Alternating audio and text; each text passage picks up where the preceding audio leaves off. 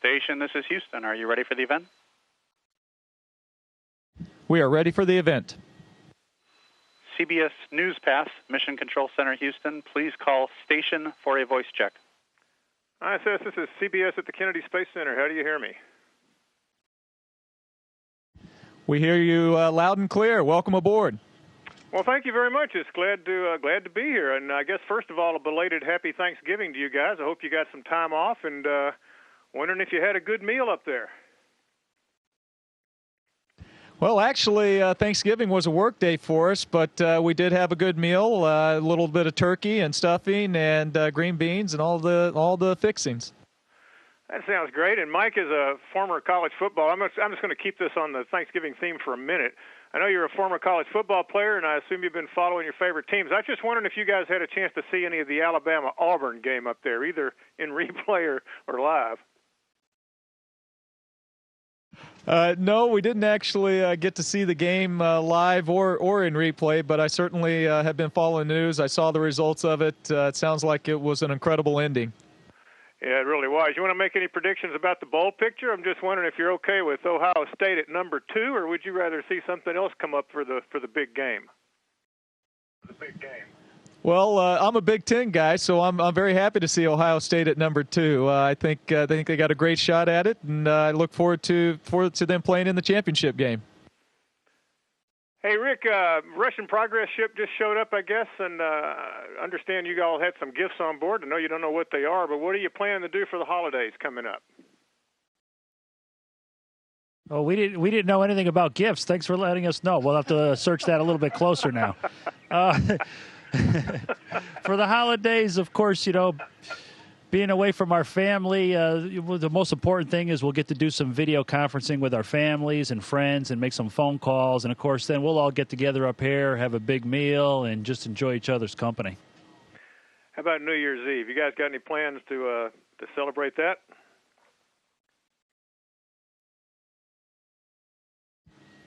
Well, New Year's is actually not the eve, but the New Year's Day is a pretty big celebration day in Japan as well as in many other countries. I am planning to have rice cake. That's a traditional Japanese New Year's Day cuisine, so I'm looking forward to having that, and I'm going to be sharing that with Mike and Rick, whether or not they like it or not. Well, Koichi, let me ask you another question along a different line. I know you were following Comet Ison, and I guess it went out in a blaze of glory as it went around the sun. We were all following that down here. I know you were planning on shooting that with a high-res 4K camera. I know you saw it on the way in. Can you describe what it looked like, and have you had a chance to get a glimpse of it on the way out or whatever's left of it? Actually, the last time that I saw using the camera was already about 5 days ago, and it was really small, and I just saw it just before sunrise and just following the Mercury, and it was a very small tail, but it looked really vivid, and I was very lucky to be able to see such a dynamic event of the universe and comet, disappearing, when it goes around the sun. So I just felt that how small we are, and it's we were so lucky to be able to see that event while we were up here on board the station. How's that camera working out, and what are you going to be doing with it in the coming weeks? Actually, this past week I've been busy filming a lot of night city lights and also aurora borealis, especially over Canada. We already had like 5 or 6 pads flying over Canada area, and the camera captured really beautiful aurora pictures. So hopefully you'll be able to see that in the very near future. Well, let me ask you one more real quick. When you've obviously spent a long time, you've been on the station before. What was it like getting back up to speed this time around? You're going to command the next increment, but was it like coming home again, or was it things you had to relearn? Well, definitely. I flew 4 years ago, but as soon as I arrived here on board the space station, I felt as if I came back to my old office. And Mike is already really up to speed, so he gave us a really good handover. So it was very smooth, much smoother than 4 years ago when I first arrived here. Rick, how about you? What's it like for a shuttle guy to get more than a couple of weeks in space?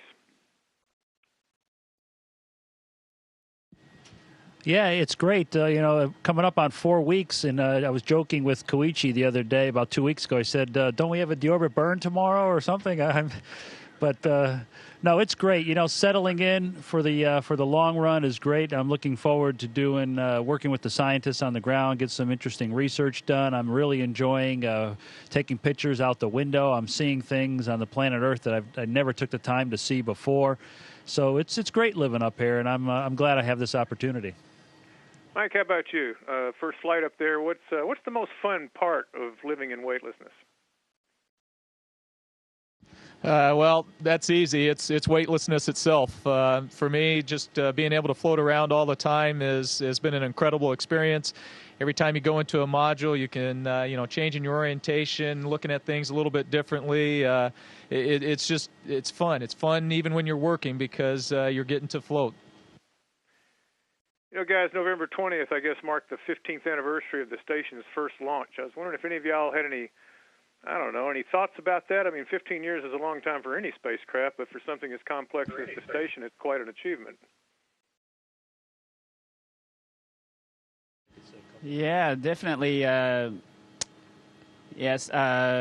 I was, Rick is the same, but we were involved in the assembly flights of the International Space Station. Also, I was involved in the development, designing of the ISS hardware, especially for the Japanese keyboard module. And it's really wonderful to see those systems working, that we got involved in the planning and development status. And then right now, I see the science is going on, utilization is going on every day.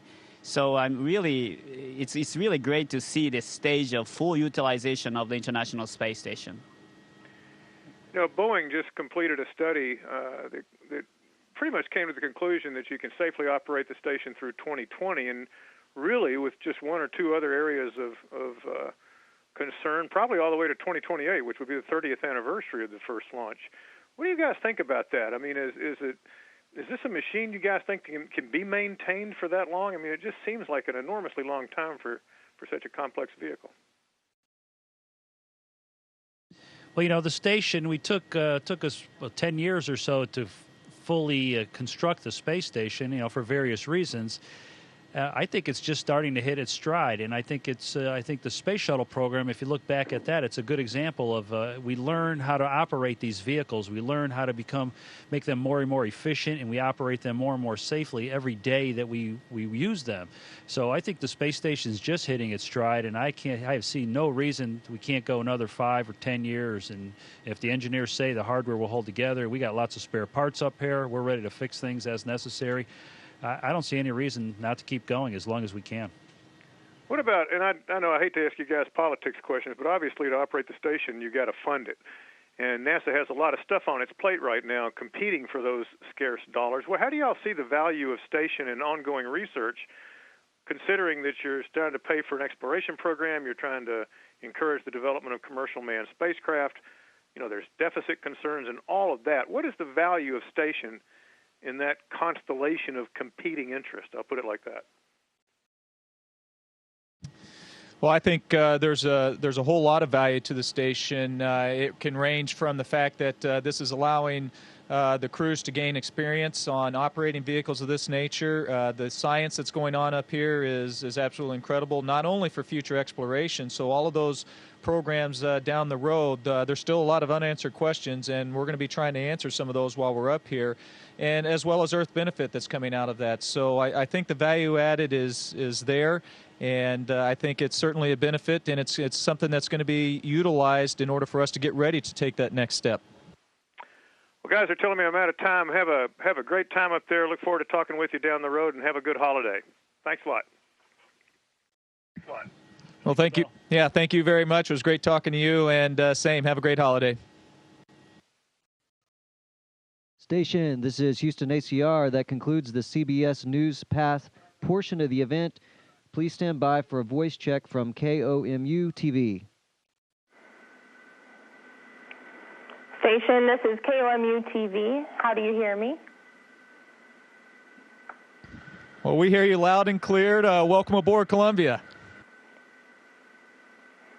Thank you so much. I would like to start out talking about some of the most recent research and experiments happening on board the ISS, if you guys would like to take turns just sharing some of those experiments. Yeah, you bet. I'll start off by, you're looking at 3 guinea pigs right now. A lot of the research that's going on up here involves us and what happens to the human body and weightlessness. For example, we're doing research on the spinal cord and how it changes in the weightless environment, and so we're doing things like ultrasounds on it. And those ultrasounds are not only telling us what's happening to our spine, but we're developing techniques that can also be used for remote use down on Earth. So from that standpoint, the human research that we're doing not only is going to help us go further out into the universe and the solar system, but is also helping us right there on Earth. Well, on the Japanese robotics operation side, we have deployed 4 satellites, actually using the Japanese robotic arm and airlock. Usually, when you talk about the satellite deploy, we usually use a rocket and then launch it from the ground. But we first bring it to the station and then using the robotic arm to deploy those small satellites. That's an experimental stage, but this has accomplished a lot. It makes it easier for the developers to package the small satellites and then deliver to orbit. This is one example of engineering experiments that we are doing here.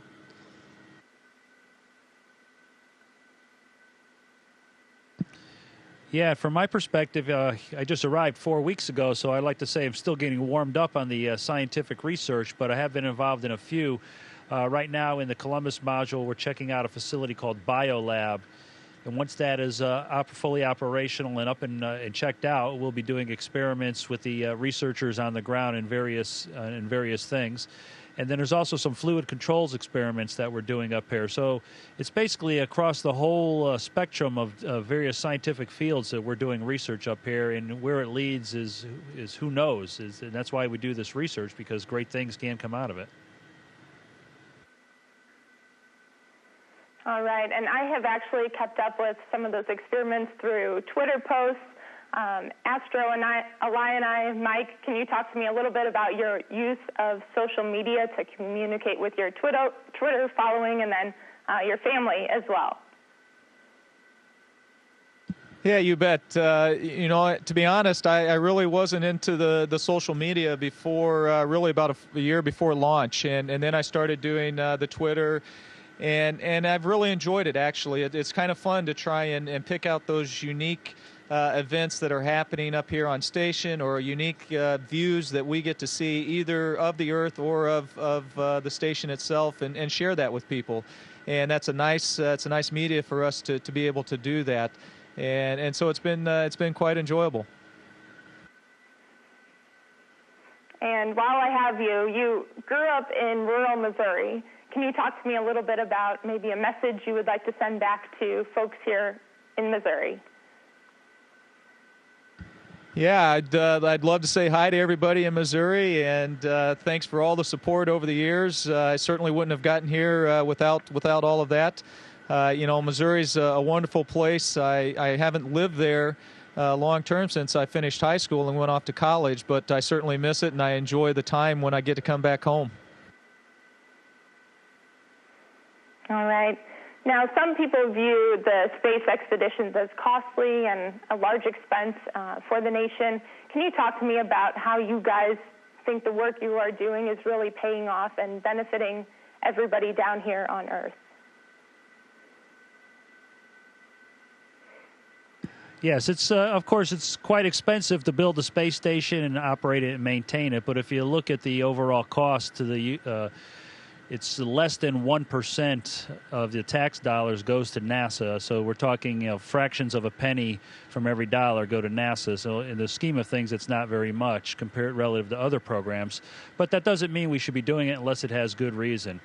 And there have been many studies throughout the years, and I've seen numbers like a 7-to-1 ratio, where NASA, the dollars spent on NASA returned the economy 7 times over. So there's a lot of other studies out there that show similar numbers. But I think there's many other reasons that you can't quantify with just dollar values. Just the fact that as humans, we want to go and explore. We have a lot of questions that we want to get answered, and that's why we do the things we do. That's why we went to the moon. That's why we had the space shuttle program. And that's why we're up here doing research on board the International Space Station right now in order to better life on Earth and in order to help us move further beyond the low Earth orbit. So a lot of good benefits, both monetarily and just for the human spirit, if you will.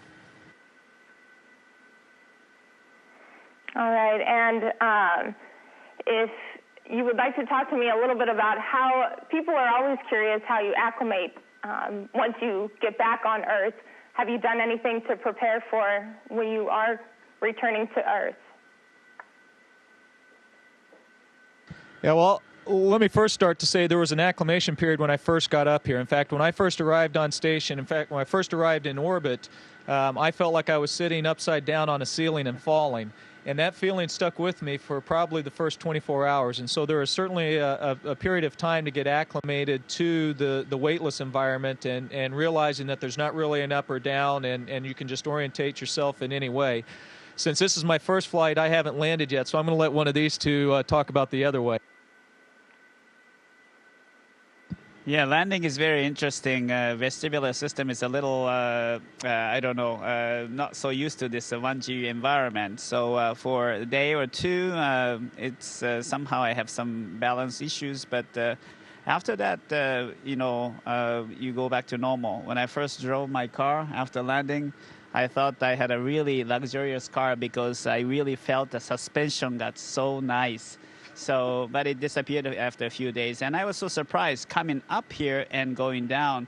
Human body can react to a new environment very quickly. We're so flexible, I think.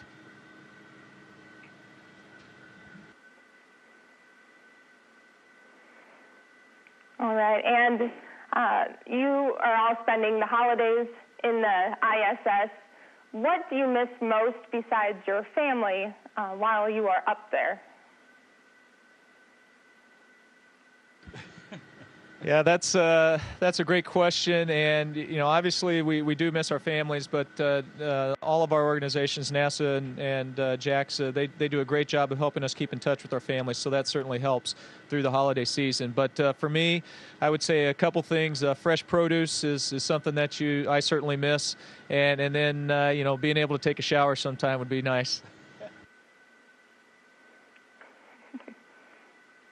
And Mike, you played football at the University of Illinois. I don't know if you have been keeping up with Missouri football, but now we are advancing. And is there a message you would like to send maybe our Mizzou football team, being a former football player yourself?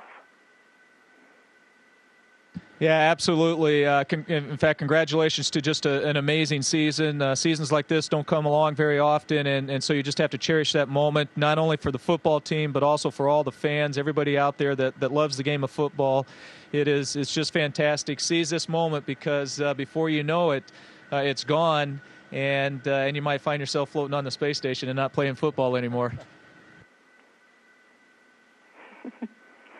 And you had talked about they help you communicate with your families, through the holidays. Just talk to me a little bit more about how often you are able to speak with them and email, through the phone, and just the best way to communicate. Yeah, it's pretty good setup up here. Obviously, we have email that we could send on a daily basis, but we also have what's called the IP phone, and it's we can make a phone call anytime there's video or KU coverage with the ground, and that's probably more than 50, maybe 60% of the time. And then once a week, we get a video conference with our spouses and our children, or with close friends if we want to. So it's great. It's a great way to keep in touch with the family back home, and even with our friends. And everybody enjoys getting a phone call from space every once in a while. All right. And one last question, just from a weather standpoint, have you been able to see the phenomenon known as sprites up there? When lightning is above the clouds?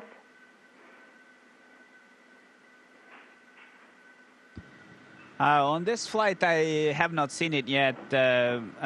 In my previous flights on the shuttle, I think I saw sprite, the lightning going up above the clouds.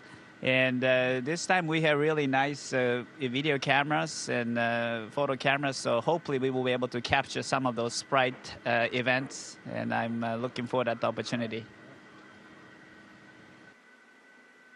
All right. Well, thank you for your time, and good luck with the projects the rest of the day. Thank you very much. It was great talking to you. Great talking to Missouri. Station, this is Houston ACR. That concludes the event. Thank you. And thank you, CBS News Path and KOMU-TV. Station Houston, we're resuming operational audio comm.